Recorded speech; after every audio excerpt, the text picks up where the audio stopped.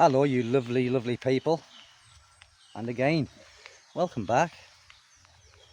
This video is about the immigration here and um, how they are right now modernizing their systems. Meaning, you can be screened even before you get here, just like they do in the Big Four, like New Zealand, Australia, Canada, and the United Kingdom. So let's just say you've got a criminal record. When you get to the immigration in America, the UK, Canada, or New Zealand, it all comes up on the screen. You give them the passport, they scan it, and if you've got a criminal record, it comes up. They're doing that now here in the Philippines, people. Look on the immigration website. So, which is great. I'm all for that. Because as they say, it stops the undesirables getting in. So what's happening is there's a few airlines taking part. Cebu Pacific, Philippine Airlines, and I think there's Kuwait Airlines. They are taking up this system. So what happens is, when you're booking your flights with your passport number, the airlines are doing a check on you without telling you. I mean, it's on the immigration website, on the Philippines immigration website right now. So what happens is, they don't stop you boarding. So you get on the plane, you come to the Philippines, and because the airline has already logged if you're like a red flag, immigration knows. So they simply refuse you entry. So people, for the people who have got a criminal record, it's very wise of you to maybe go to the embassy in your country or do something and declare it. Because I think if you declare it and it's not a serious offence, it's okay. I don't know. It's just what I'm assuming. But I think it's a great idea that they are doing this, because there are a lot of undesirables here, isn't there? Because the Philippines immigration system, I think, is quite primitive in relation to what we have.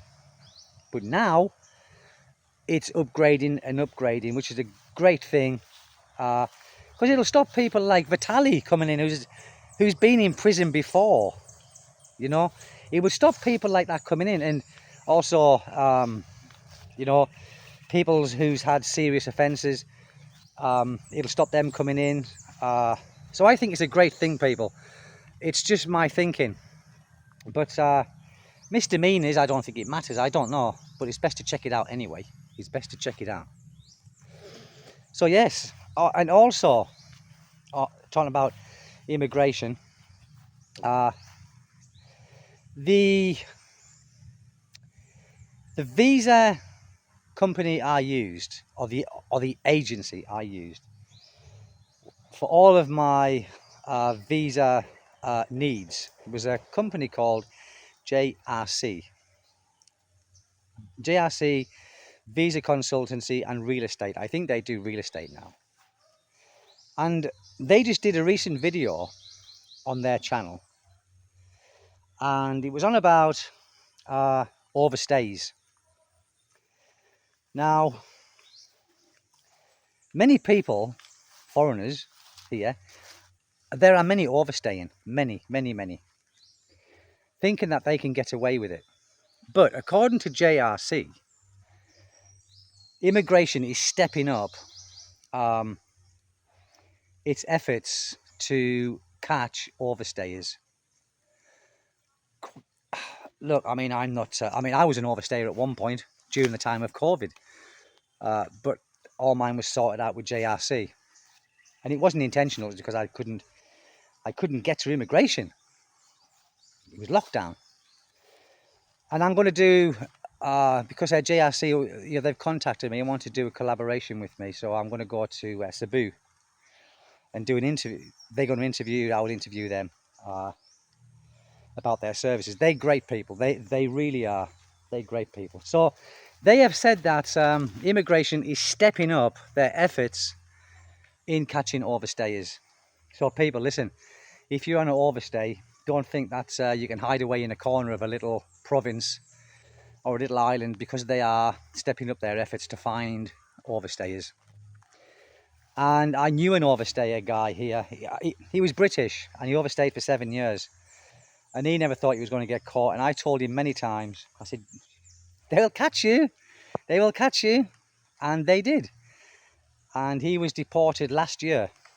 Now, he thought that because he had a girlfriend here and he had 3 kids with his girl, 3 kids, he was under the impression that if they did catch him, that they wouldn't deport him because he had a family here. It doesn't make no difference.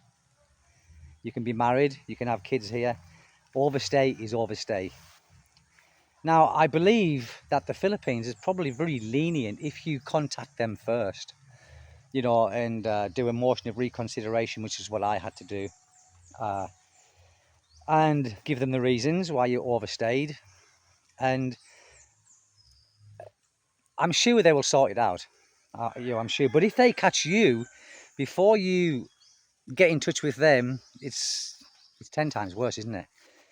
Because it's like that, you've been hiding away from them. So, guys, listen, like I just said, the immigration are stepping up their efforts of catching overstayers, and obviously not letting people into the country with criminal records which haven't been declared. It's just food for thought, people. You just got to be careful. And if you have got a criminal record, declare it. Go to the embassy in your country first. Find out, the Philippine embassy.